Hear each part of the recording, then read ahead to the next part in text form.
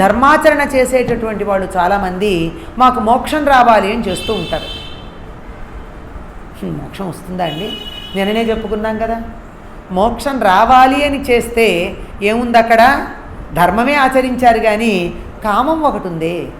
మోక్షం కావాలని కామం ఉంది కదా, ఇంకా మోక్షం ఎక్కడ వస్తుంది? ఎక్కడి దాకా?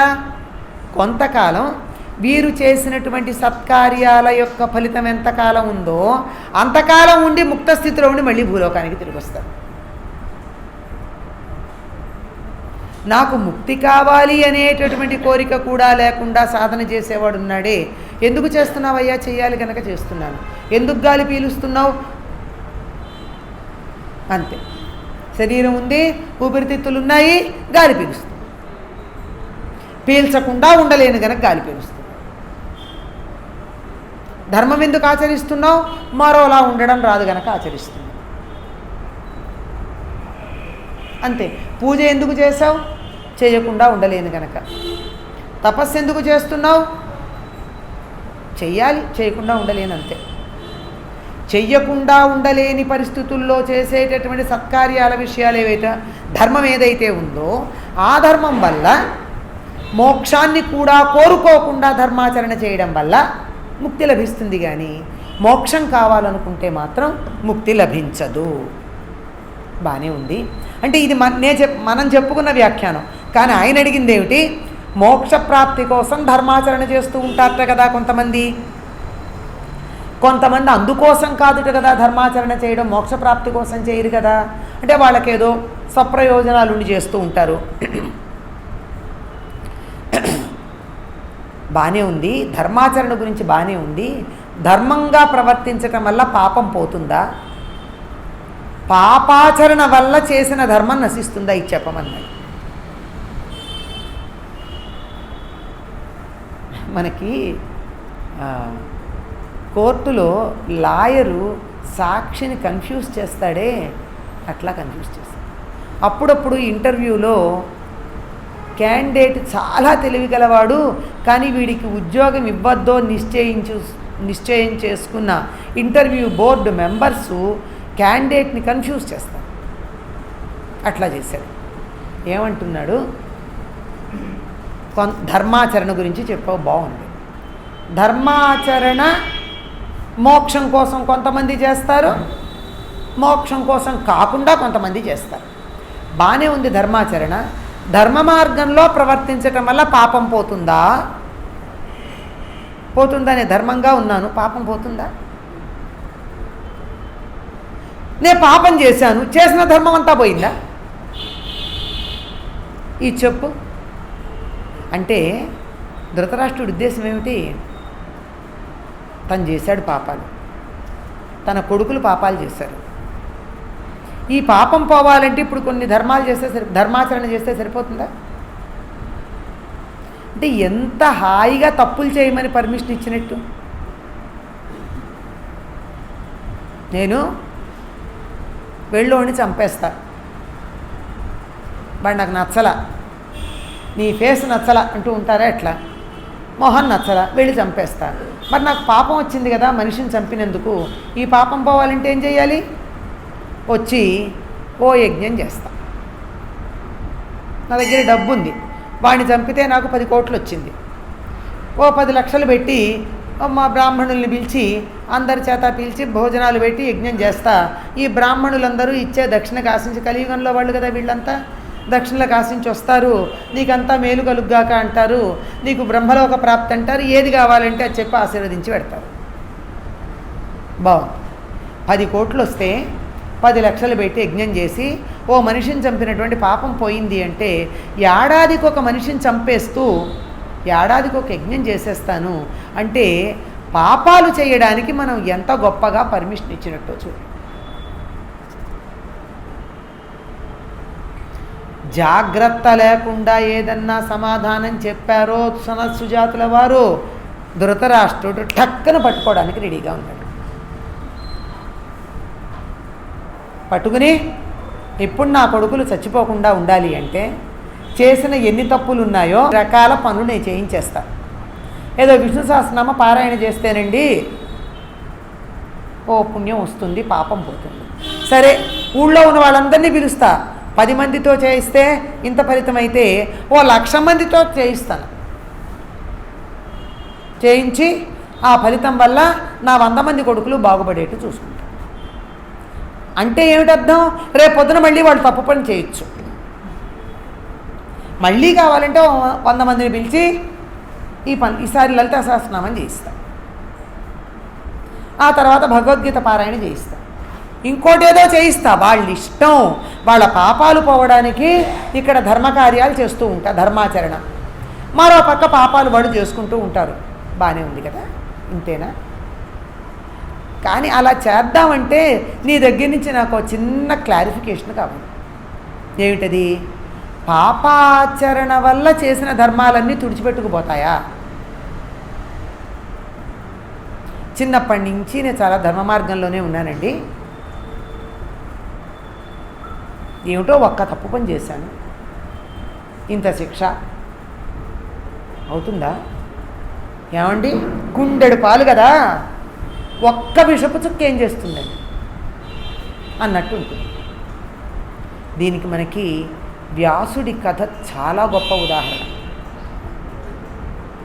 వ్యాస నిష్కాసమని మనకి కాశీఖండం, భీమఖండం అంటే స్కాంద పురాణంలో కనపడుతుంది కథ. కాశీ నుంచి వ్యాసుడు వెళ్ళగొట్టబడ్డాడు. ఎందుకు? 7 దినంబులన్నమునకెడ్డమైనంత మాత్రలో ఏడుచుచున్న వాడవు మునీంద్ర అంటాడు. 7 రోజుల పాటు అన్నం మెతుకు దొరకకుండా చేశాడు కాశీలో. అన్నపూర్ణ ఉంది అక్కడ. 7 రోజులు అయిపోయింది. కళ్ళు బైర్లు గమ్ముతున్నాయి, నీరసం వచ్చేసింది. ఉదయం సంధ్యావందనం ఇత్యాదులన్నీ అలాగలా కష్టపడి చేసుకున్నారు. చేసుకుని కళ్ళు బైర్లు గమ్ముతూ ఉంటే చక్షురాజీవయుగంబు ఆయన కళ్ళు బయలు గమ్ముతుంది. భిక్షాపాత్రము హట్టంబున వయసి ఆ భిక్షాపాత్ర దారిలో ఉన్నట్టు రాతి మీద పగలగొట్టి కాశీ పట్టణాన్ని శపించబోయాడు. మాభూ త్రైపురుషీ విద్య, మాభూ త్రైపురుషం ధనం, మాభూ త్రైపురుషీ ముక్తి భక్తి కాశ్యాం నివసతాం సదా. కాశీలో నివసించేటటువంటి వారికి 3 తరాల పాటు విద్య కానీ, భక్తి కానీ, ముక్తి కానీ ఉండకపోవాలి. చెప్పిద్దామని నీళ్లు తీసుకున్నాడు ఇక్కడ దేవుడు. ఇంతే, ఇలా ఎక్కించి ఇక్కడే ఉంటుంది. ఈ లోపల ఎవరో ఒక 50 ఏళ్ళ ఆవిడ జుట్టు కాస్త తిలతందుల న్యాయంగా ఉంది. అంటే నువ్వులు బియ్యం కలిసినాయి. ఇవాళ మన పిల్లలు అడిగితే పెప్పర్ సాల్ట్ లాగా ఉంది వాళ్ళ జుట్టు అని పెట్టుకుంటారు. పూర్వం మనం తిలతందుల న్యాయం అనేవాళ్ళం. కొన్ని వెంట్రుకలు నడుస్తున్నాయి, కొన్ని వెంట్రుకలు నడుస్తున్నావు.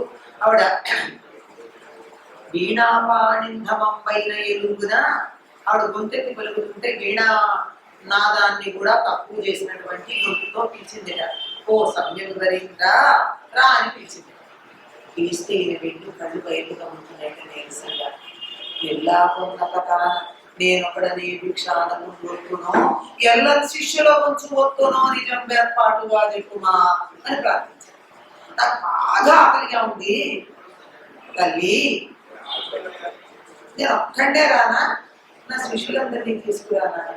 ఓ సంయమివరీంద్ర మునీంద్ర, సంయమివరీంద్ర అని పిలిచింది కదా, ఒక్కడే పిలిచింది. నువ్వు అందరినీ తీసుకుని రమ్మల్లా. అంటే ఇప్పుడు వ్యాసుడి పరిస్థితి ఎట్లా ఉందంటే నిజంగా శిష్యులందరికీ పెట్టాడంటారు ఆయన.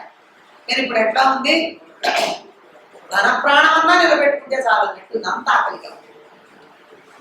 అందుకని నేను ఒక్కడే రానా, శిష్యులందరినీ తీసుకురావాలంటే అందరినీ రమ్మంది. సరే పెట్టాడు, బాగా పెట్టారు. అసలు వాళ్ళు స్నానం చేసి వచ్చాక మణికర్ణిక ఘట్టానికి వెళ్ళారు, స్నానం చేశారు, వచ్చారు. వచ్చేప్పటికి ఇంట్లో పోపు వాసన లేదుట, వంటలు లేవుట, పగలు లేవుట, ఏమీ లేవుట, అంతా ఖాళీగా ఉంది. ఈవిడేదో ఇవాళ ఇంతే అనుకున్నారు. అంటే వాడు చాలా అందంగా ఉన్నవాడు వచ్చాక ఇస్తాడు వేసాక ఎంత బాగున్నాయండి అది ఇస్తాడు.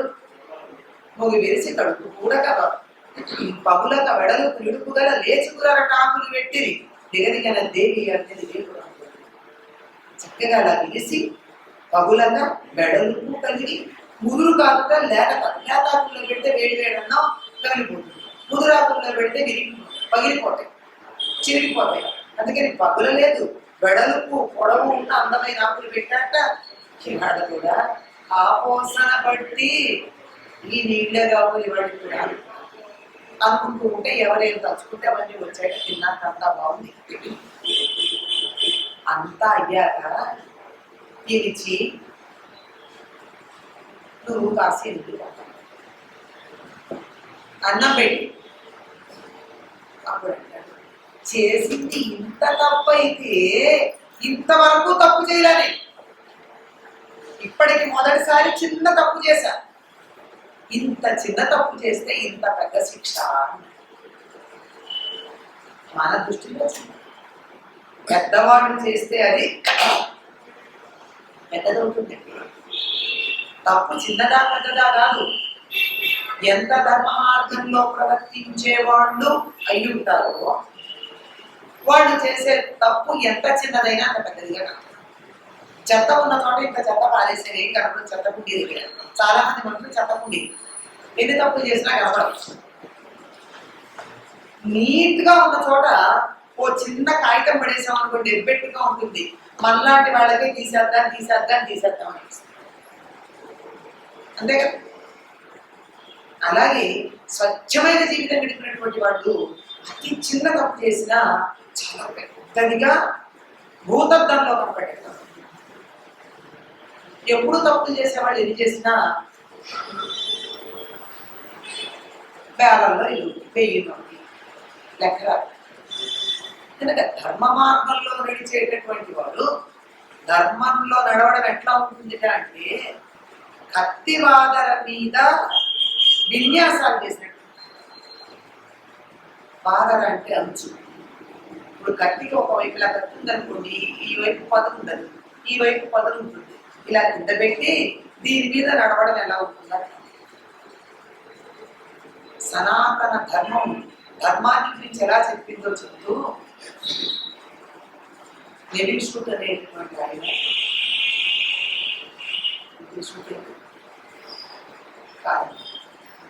రేజర్స్ ఎడ్జ్ అని చెప్పి ఒక పుస్తకం రాశారు. నవలే అనుకుంటే రేజర్స్ ఎడ్జ్, కత్తి యొక్క అంచు. అది ఎంత పదులుగా ఉంటుందో ధర్మం అంత పదులుగా ఉంటుంది.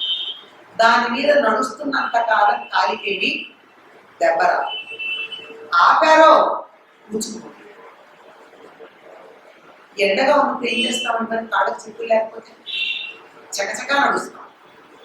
కాలు ఆంచకుండా నడిచినంత కాలం మంట ఉండదు, కాలు ఆంచామో మంట ఉంటుంది. అందుకని పై ఆంచకుండా తేలినట్టు నిప్పుల మీద నడిచే టెక్నిక్ కూడా ఇది. పులి మీద స్వారీ చేస్తున్నంత సేపు పర్వాలేదు, ఆగామో పులి స్వారీ చేస్తున్న వాడిని తినేస్తుంది. పులి మీద స్వారీ ఎట్లాంటిది అంటే ఆగకుండా సాగవలసింది. ఎంతసేపు సాగాలి? పులి అలసిపోయేదాకా సాగాలి.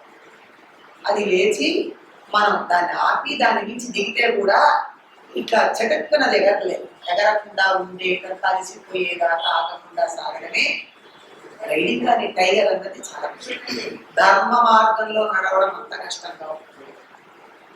ఇంత ధర్మ మార్గంలో నడుస్తూ ధర్మాన్ని ఆచరిస్తూ ఉంటే ఎక్కడన్నా ఒక్క తప్పు చేస్తే, పొరపాటు చేస్తే, అధర్మాన్ని ఆచరిస్తే ఈ ధర్మం అంతా కొట్టుకుపోతుందా? అట్లాంటప్పుడు ఎలాగో తప్పు చేసిన వాళ్ళం ఇంకా ధర్మాచరణ ఎందుకు, ఆ ధర్మంలోనే పోతాం.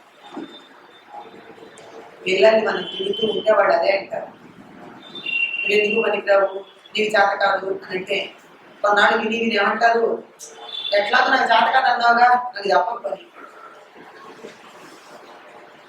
ఎప్పుడు కూడా పిల్లల్ని యూస్లెస్ ఫెలోస్ అనకండి, they are less used fellows. వాళ్ళల్లో ఉన్న టాలెంట్ను మనం సరిగ్గా వినియోగించుకోవటం లేదే తప్ప వాళ్ళు పనికిరాని పడుతున్నారు. ప్రతి బిడ్డలోనూ ఏదో ఒక ప్రయోగం గుర్తించడం చేతకాక వాడు బొమ్మలు వేసుకుంటానంటే నువ్వు ఇంజనీర్ అవ్వమని, వాడు సంగీతం పాడతానంటే నువ్వు డాక్టర్ అవ్వమని, నేనేదో పూజలు చేసుకుంటూ ఉంటానంటే లయ్యర్ కమ్మనిటే లాయర్ కమ్మని అంటూ ఉంటే అది ఏం చేస్తారు?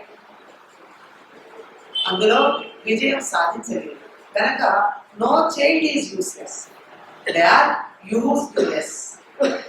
తక్కువ వాడుకోబడ్డారు.